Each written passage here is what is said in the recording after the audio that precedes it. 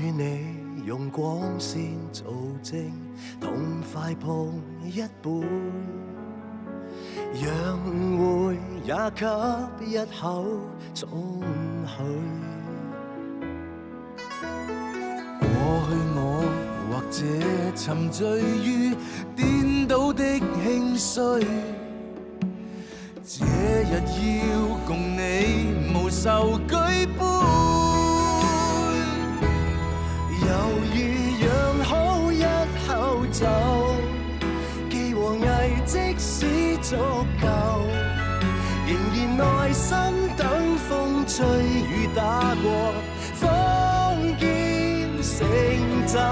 從前或是愛未夠，從前或喜都未夠，就等到今朝把愛恨看透。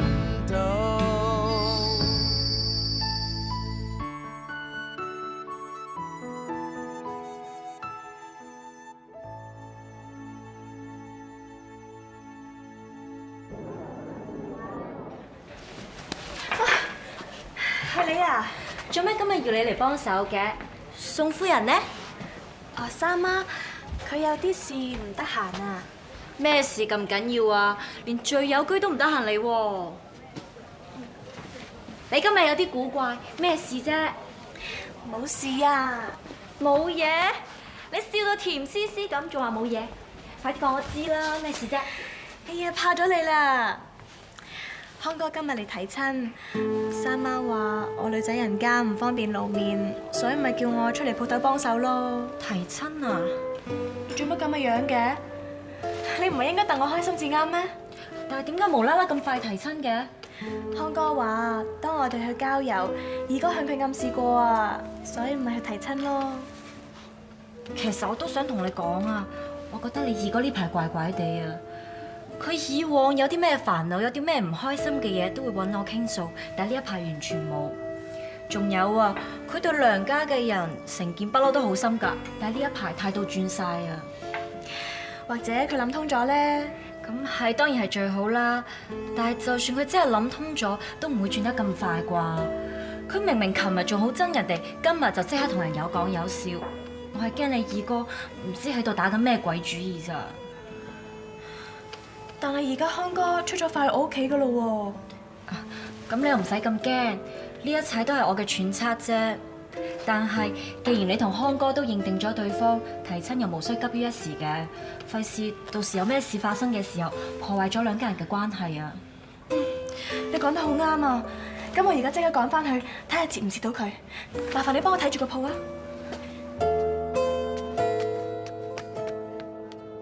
承蒙你哋宋家唔嫌棄，俾阿子晴咧同阿正康成婚。日子啊、禮金啊，我哋冇乜意見嘅，你哋宋家話事得噶啦。梁大媽，你唔好咁客氣啦，我哋就嚟係一家人啦。姑媽，你係長輩，不如由你揸主意啊！哎呀，我呢個做姑媽嘅，又點夠做阿哥嘅親啊？講到底，子俊先至係阿子晴嘅親阿哥，佢就最錫子晴噶啦，由子俊話事就最適合。正康一表人才，同子晴又郎才女貌，有呢個妹夫我都好開心。但最開心嘅就係正康佢入贅咗宋家之後，我哋係多個人才。入贅？我仲以為你……其實我都唔想嘅，但係為咗要遵從阿爹嘅遺命，阿爹生前講過，話子晴嘅未來夫婿一定要入贅宋家。我身為宋家二少，除咗要遵從阿爹嘅遺命之外，亦都要保護我個妹。子晴佢自細就有缺陷，佢嫁咗出去，我始終唔放心。能夠留佢喺宋家，有我同姑媽睇住佢，我就安心得多。當年阿爸臨終前的確係咁吩咐過，但你依家已經翻咗嚟，招婿入贅，唔一定要咁堅持。係咯，子俊，不如我哋就廢除招親嘅規矩，等正康同埋子晴可以有情人終成眷屬啦。大哥、三媽，我唔係唔想，我只係怕我命薄。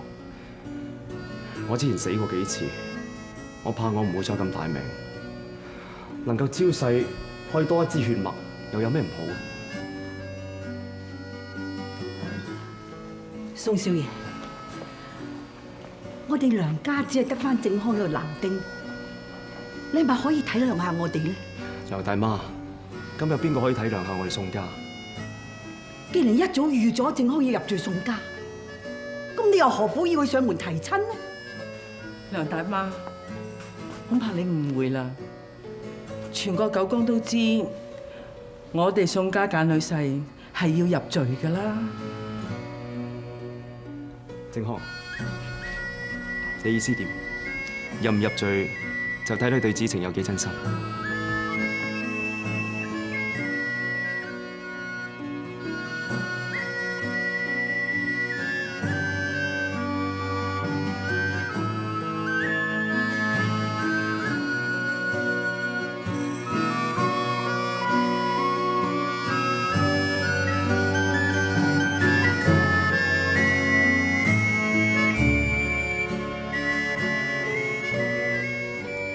對唔住，唔使講，我明，我會等你。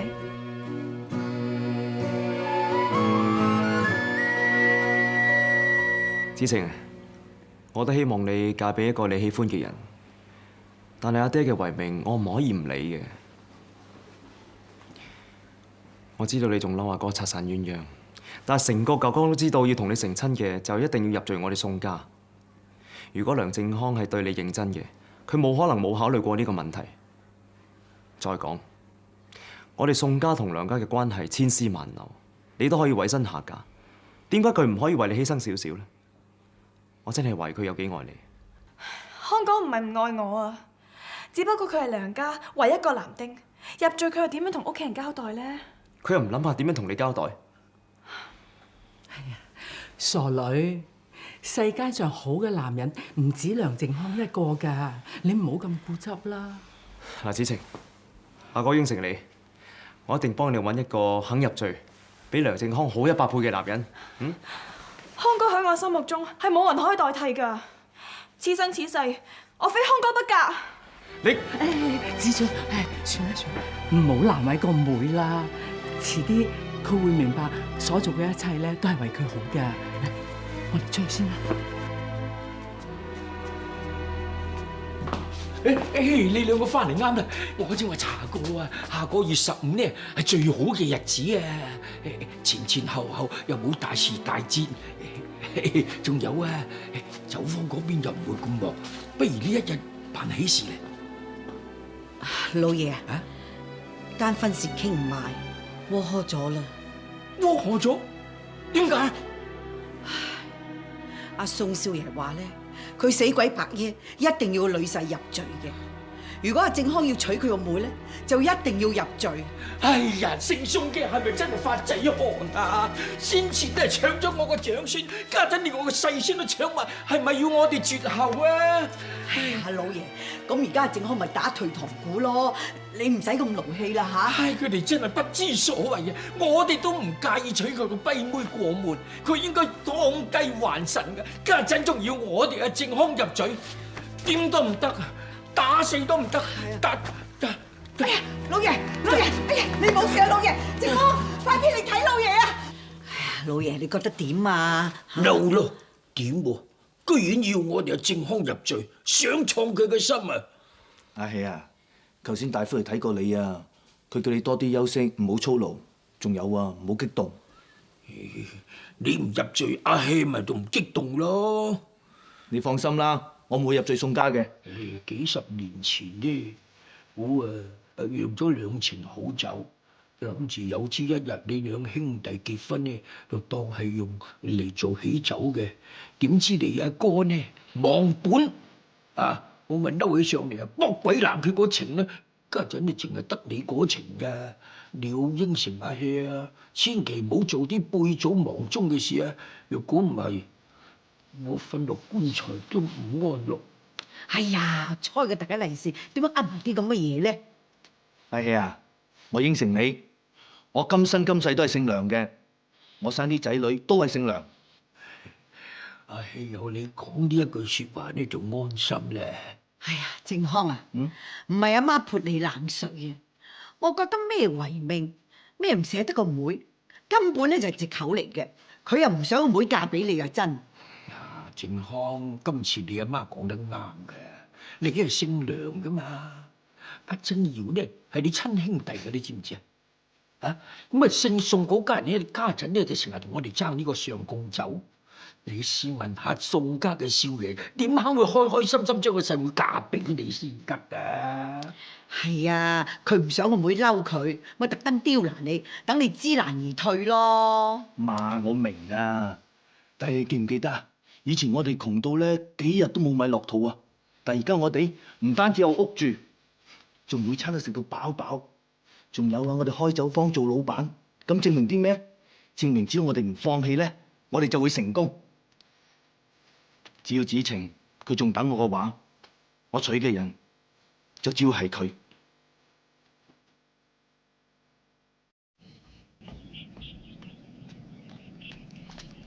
子晴，今朝去邊啊？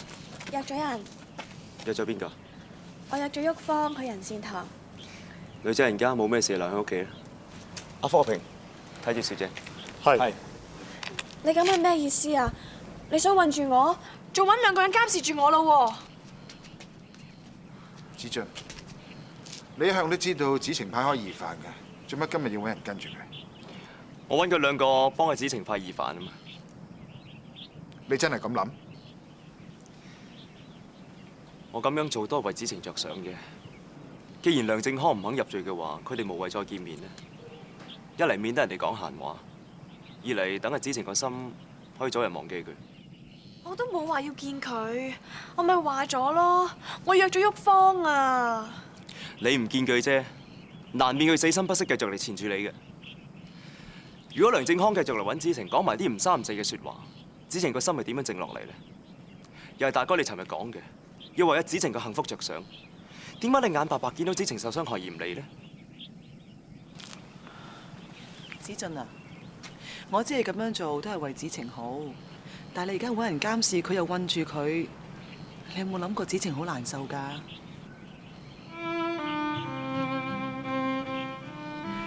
子俊做任何嘢啊，都係為咗個妹好啫。點解你哋成日要誤解咗佢嘅用意啊？姑奶奶啊，三媽，唔好嘈啦。總之我留喺屋企，邊度都唔去。咁你滿意啦？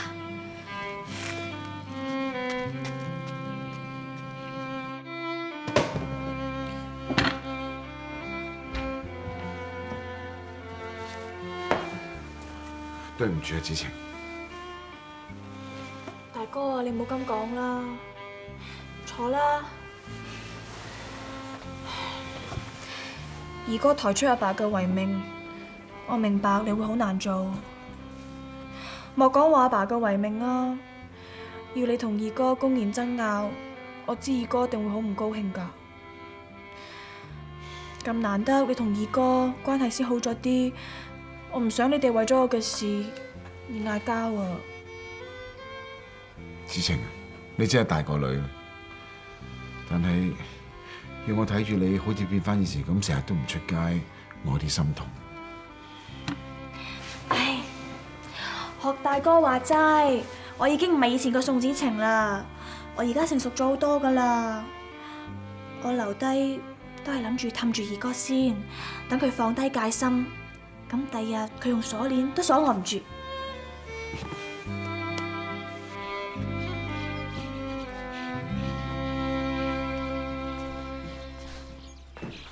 點解係你嘅？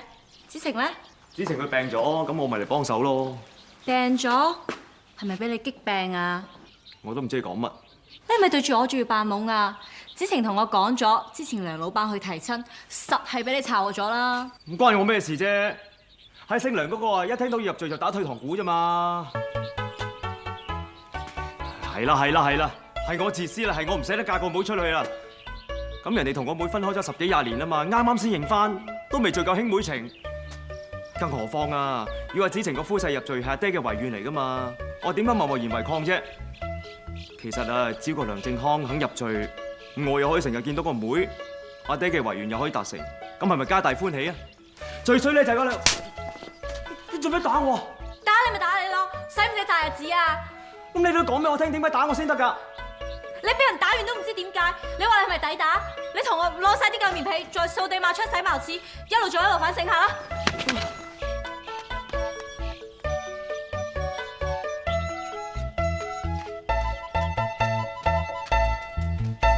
係你啊，宋老闆。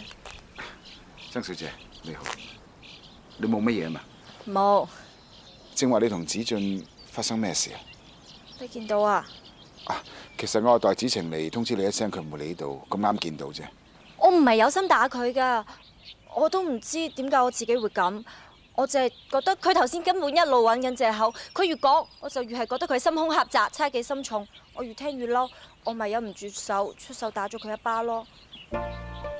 佢真係不知好歹啊！連本小姐都相呃喎。難為我之前咁相信佢，諗下打佢一巴算少㗎啦。唔好意思啊，宋老闆，我講下㗎咋。所謂愛之深，先至會責之切啫。咁我同個小人都算係生死之交，我都想佢好㗎。但係如果佢再係咁樣死性不改，下下都以為周圍嘅人要害佢，我驚原本愛錫佢嘅人都會離佢而去，到時佢就真係變返孤兒仔啦。子俊有你呢個朋友真係好彩，你同佢冇利益衝突，佢比較相信你，希望你可以多啲開解佢。宋老闆，你真係做大事嘅人，唔會同啲小人斤斤計較。但係子晴就慘啲，佢係佢嘅細妹，冇得反抗個小人。子俊唔俾阿子晴同正康來往，所以子晴免得個都唔會出街，甚至嚟呢一度。吓？個小人使唔使咁離譜啊？子晴又係傻嘅，做善事根本係天經地義，點解要為咗個小人而退讓啊？宋老闆，你放心啦，你將呢件事交俾我，我依家就去救子晴出苦海。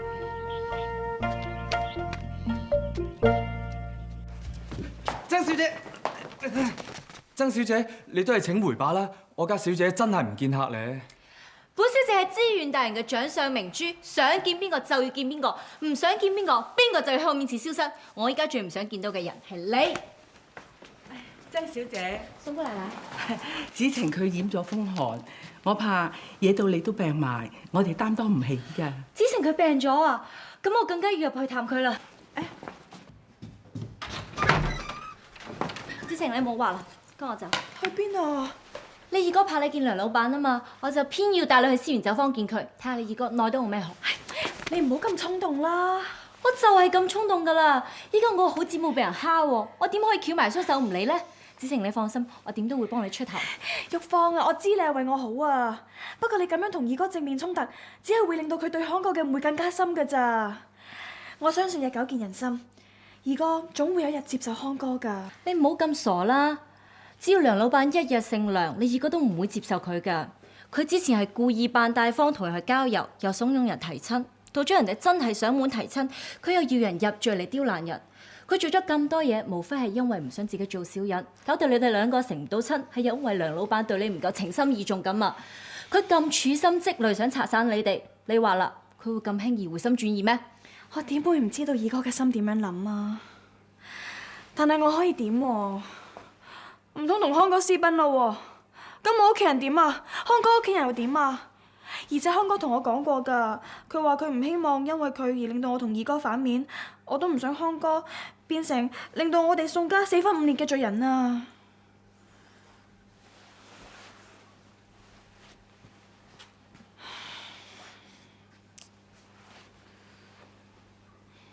既然硬攻唔得，我哋就用軟攻。我真係估唔到，原來你個人係咁自私㗎！你竟然為咗兒女私情而棄嗰班貧苦大眾於不顧。你唔知啊，今朝楊婆婆嚟攞耳飯，佢一聽到話你病咗，就即刻擔心到，話要上山頂個觀音廟同你祈福啊！你都知啦，上觀音廟要撐成999個梯級㗎。你咁樣詐病唔見人，要啲老人家為你擔心操勞，你唔怕折福咩？我都唔想㗎。唔單止楊婆婆啊，仲有其他公公婆婆都一樣咁擔心你。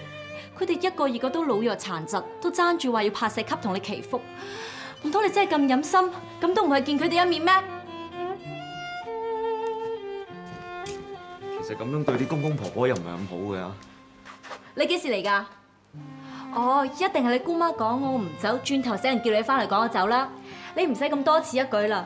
頭先子晴已經推咗我啦，佢話應承過你唔出街，係唔會跟我翻仁善堂喎。我依家仲要翻去，叫啲公公婆婆唔使做埋啲無謂嘢，唔使送啦。喂，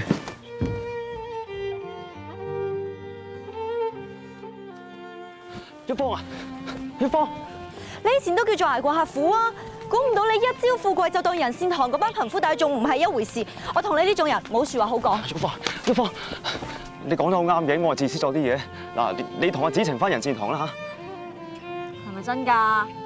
我睇你咁急趕翻嚟，似係驚我會拐走你個妹咁喎。你唔好講啲咁嘅嘢啦，我唔信你仲信邊個啫？我將個子晴交俾你咧，我係最放心㗎啦。算你啦。一芳啊，你今日打我嗰巴咧，我仲未知點解啊！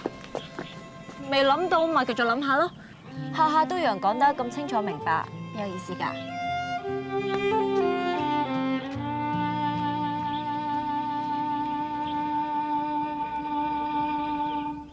原來有咁多老弱貧病係連出門嘅氣力都冇喎。下次我哋除咗要帶饅頭，仲要帶多啲衣服同埋常用藥俾佢哋先得。好彩得你條計仔氹咗掂我二哥俾我翻仁善堂咋，唔係我都幫唔到佢哋啊！你二哥自以為自己好有聰明才智，學人耍手段喎，喺本小姐面前簡直係班門弄斧啦！唉，派完饅頭又要翻去啦，咁辛苦先至走到出嚟，乜你唔想去見下梁老闆咩？我見你今日匿埋喺間房度畫煙花，你擺明係掛住人啦！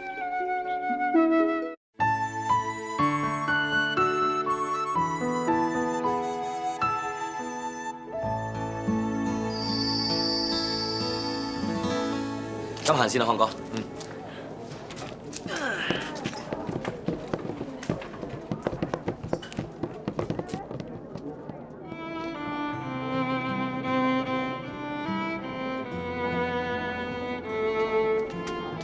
離遠望下好啦，唔好行過去啊！我係嚟代人傳話嘅，人哋話唔想俾人講閒話，所以大家暫時都係唔好見面啊！我除咗代人傳話，亦都代人傳信。人哋嘅意思全部都寫晒喺封信入邊，跟住落嚟嘅意思就全部係本小姐嘅意思啦。你知我係邊個噶啦？知，曾大人嘅千金。咁就好啦。我警告你啊，如果你夠膽變心，我就會劏開你，攞你個心去浸酒。曾小姐，你放心啊，我心一早俾人偷咗，你想攞都攞唔到。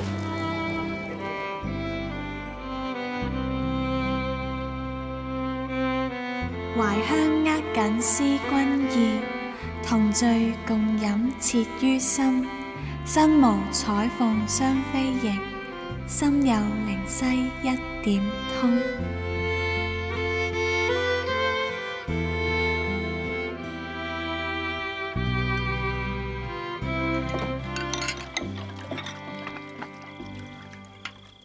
喂，你嚟得啱啦，幫我打桶水入嚟啊！會？呢啲係咪心有芫荽啦？係心有靈犀啊，字都唔識多個，學人拋書包。我知靈犀，我講芫荽嚟氹下你開心啫嘛，你睇你幾開心？乜你而家覺得我好開心咩？而家成屋人啊都喺度擔心緊啊，阿哥同埋宋小姐啲嘢啊，開心個屁啊！唉，你頭先都睇到噶啦，阿希啊食飯嗰陣時粒聲又唔出，飯又冇添。湯飲得半碗，唉！佢一向啊好恨飲呢個酸心抱茶噶嘛，但係你阿康哥又話非宋小姐不娶，唉！阿 hea 呢一杯茶都唔知幾時先係飲。咁都冇辦法㗎。有，你快啲嫁，咁佢咪一樣有孫女婿茶飲咯。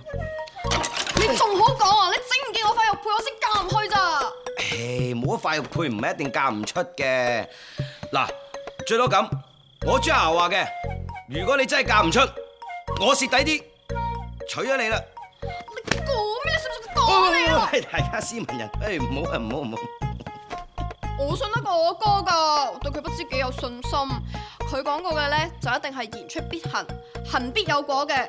佢話過要娶宋小姐咧，就一定娶到。咁我都信。我細個同阿康哥喺河邊捉魚嗰陣時，俾個太子仔趕我哋兩個走，然後康哥對天發誓，話我大個一定要做到老闆。哈！點解佢呢家做咗老闆喎？真係，所以我信佢有大志嘅。你識咁講就得啦。但係佢呢個大志用咗10幾20年先達成，我唔知你阿 hea 等唔等到咁耐喎。你咒我 hea 啊？唔係，幫你洗埋啲碗㗎啦，係嘛？快啲啊！馬老闆，好多謝你一直以嚟對我哋嘅支持。你訂嘅酒，我哋會準時送到。有宋老闆嘅親口應承，咁我就更加放心啦。係咧，你係翻省城啊？原本係嘅，不過食過你哋最有居呢餐，我都好想留多一日，再試下宋三夫人嘅手勢。過獎啦，馬老闆。一啲都唔過獎。正話宋夫人，你嗰味燒酒蝦同埋酒釀丸子，用咗我哋嘅上貢酒乙醇嚟炮製，哇，簡直可以話係一絕。一陣我翻到客棧之後，都要再計算清楚，睇下係咪需要再加單。多謝晒你啊，馬老闆。唔好客氣，唔好客氣。多謝多謝，慢行啦。好，再見再見。再見。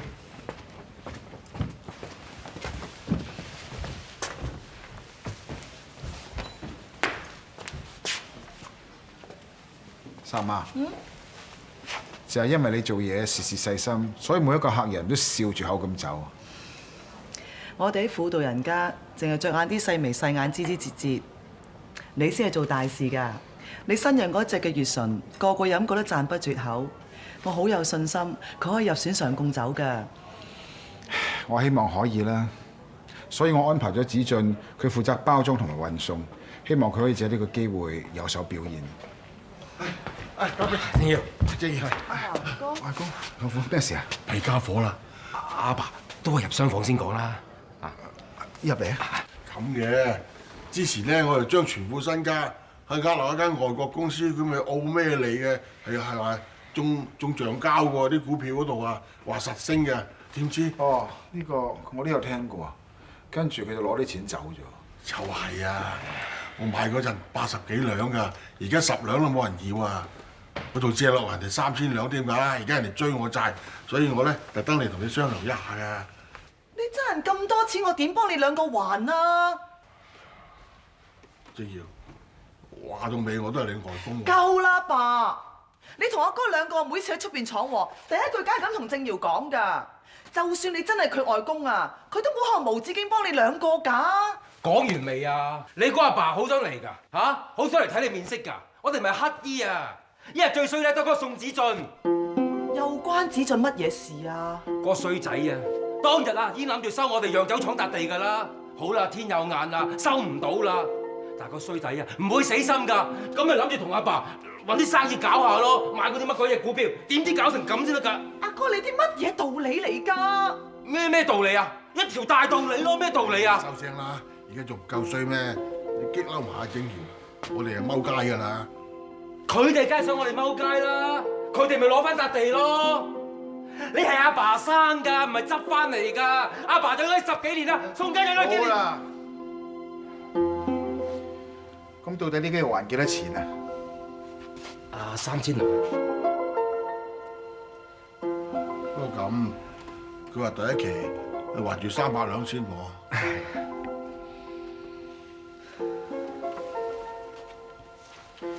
我呢家只可以自己幫到你300兩。唔好意思，我有事失敗。正耀啊，咁啲尾數，阿爸咁點啊？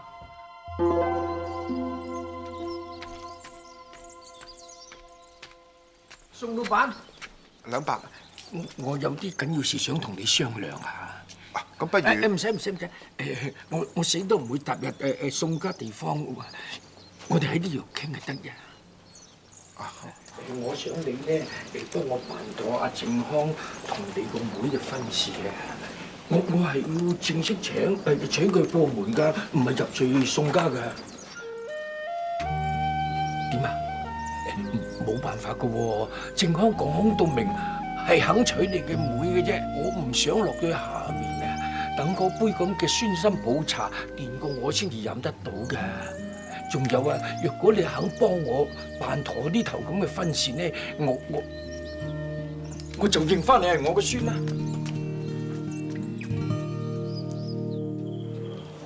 啦，剩下啦，就嚟又俾人追第二期款㗎啦，眨眼就。放心啦，宋家有頭有面，到最後關頭，佢哋實會出手㗎，咁使乜驚先得㗎？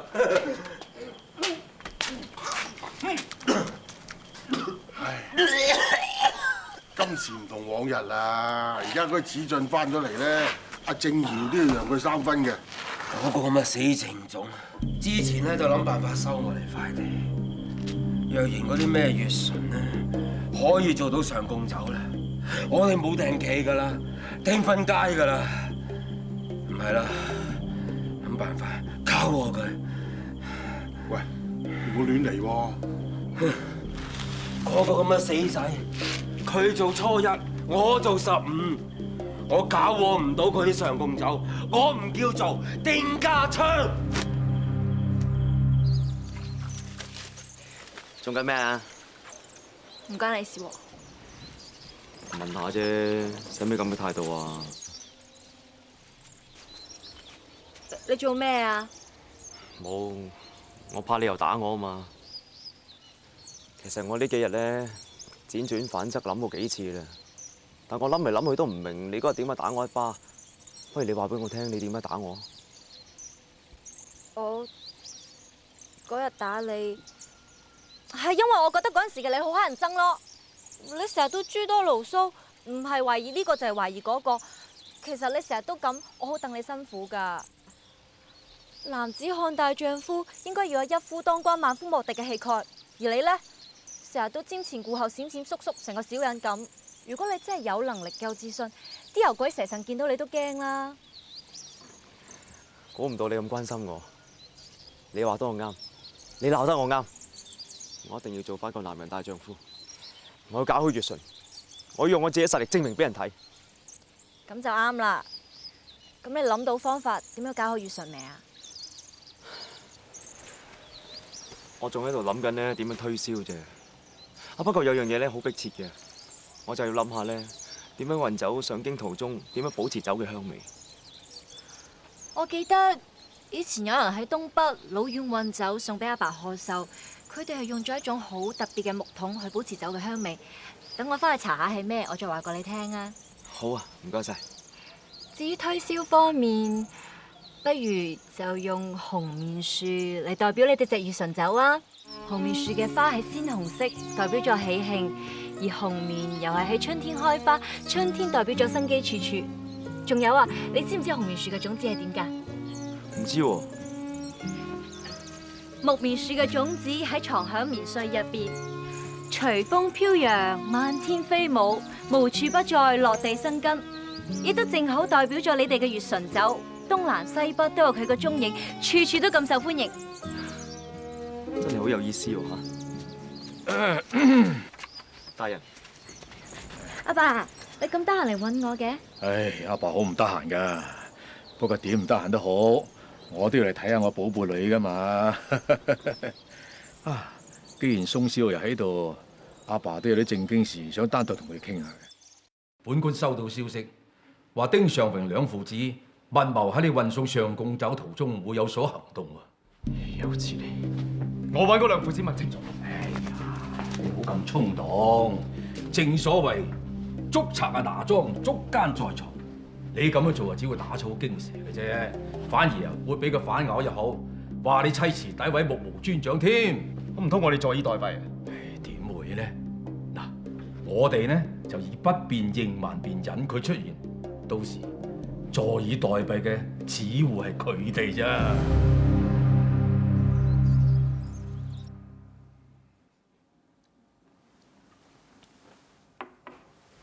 點啊？你覺得邊隻酒係可以做上貢酒啊？呢隻你自己睇下，同我揀嘅一樣，即係證明你喺品酒方面大有進步。多謝大哥，我仲諗咗個方法，點樣運送呢一程酒去廣州？講嚟聽下。我哋可以用優質嘅木材嚟做木桶，內壁再用綠血、香油、酸酯嚟表糊。咁樣除咗可以防止滲漏之外，仲可以保存酒質同埋酒香，喺長途運送嘅過程裏邊唔會流失。好，就照你嘅意思去做。另外，我仲諗咗用木棉樹嚟作為我哋乙醇嘅推廣主題，以木棉樹嘅喜氣洋洋同埋木棉子嘅隨風飄逸嘅特質，寓意住我哋呢一隻酒可以風行全國。估唔到你咁有想法，好，好，大哥，我今次想你容許我可以親自運送呢一程酒去廣州。子俊，難得你咁積極同埋投入，我當然贊成。你真係進步咗好多，我好開心。多謝大哥，俾心機。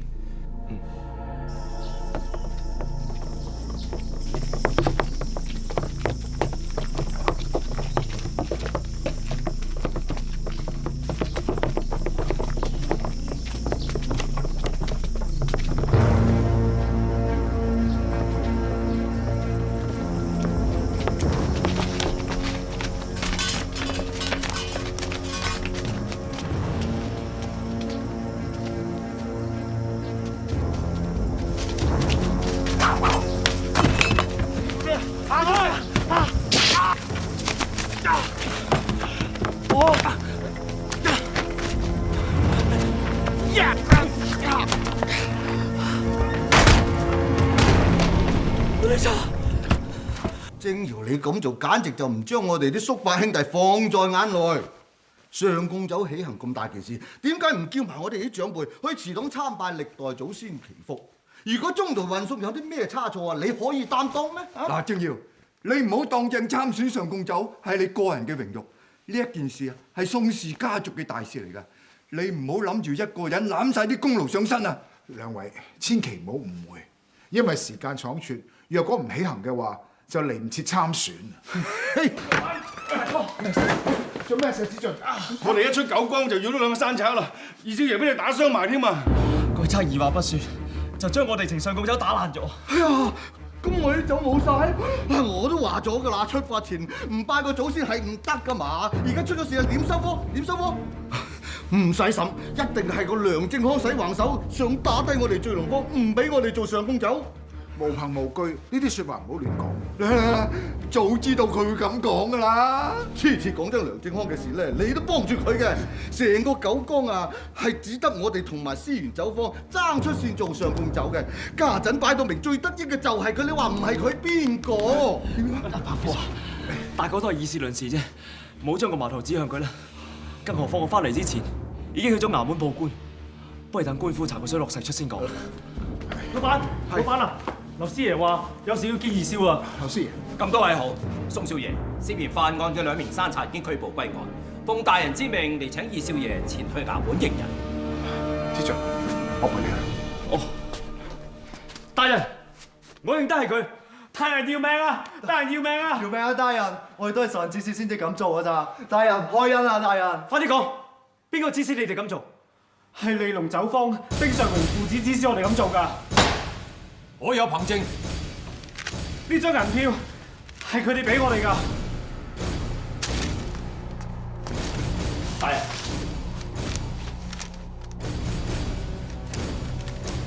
請宋老闆佢哋過目。係。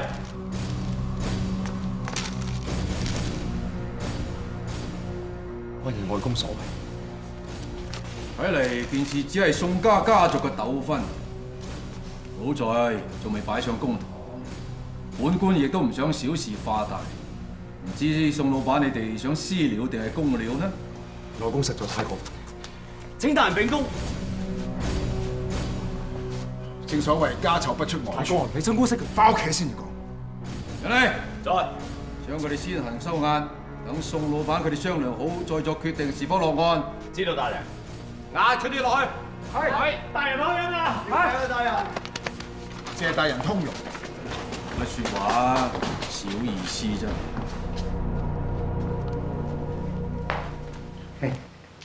係，主人家請食飯，我哋都嚟遲咗，真係唔好意思。唔好意思，唔好意思。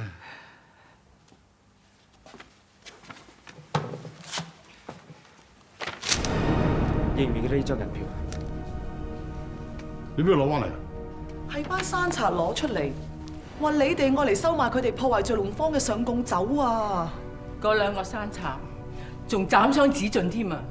你哋都算狠心啊！我冇做過啊！我冇做過，我哋冇做過。你兩個唔使扯貓尾。呢張銀票點解釋？嗰啲山賊會無端端冤枉你哋？係嗰晚飲醉酒，我有講過，但我冇做過喎。呢張銀票，我哋做生意噶嘛，銀票又經常出入嘅。喂，啲人攞到張銀票，有咩咁出奇啊？係咯，而且講嘢嗰啲係山賊嚟噶嘛，你哋都信？啊，我明啦。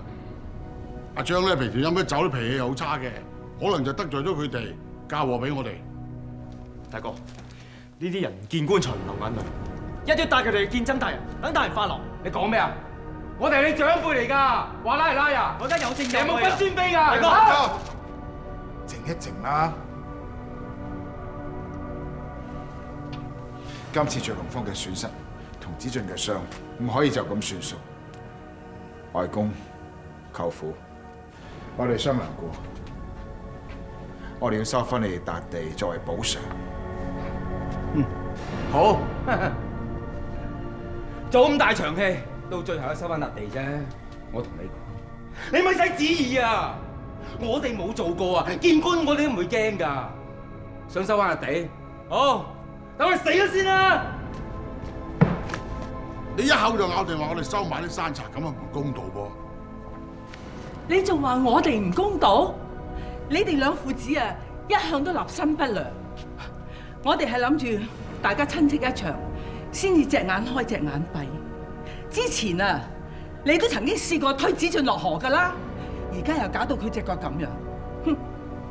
如果佢隻腳有咩事嘅，我唔單止要收翻笪地，我仲要曾大人秉公辦理。景堯，唔怕老實講，我真係爭人好多錢。如果你霎時間話要收翻笪地，咁啲債主追到嚟，我踎都冇地方踎㗎咋。阿爸，算啦，唔好再求人啦。今日係個局嚟㗎，人哋宋家口大嘛，我哋丁家口細，我哋唔夠人鬥㗎。我放長雙眼啊！我睇你宋家幾時折墮啊！我與你用光線做證，痛快碰一杯，讓誤會也給一口總許。過去我或者沉醉於顛倒的興衰，這日要共你無愁舉杯，猶豫釀好一口酒，既和藝即使足夠，仍然耐心等風吹雨打過，方見成就。從前或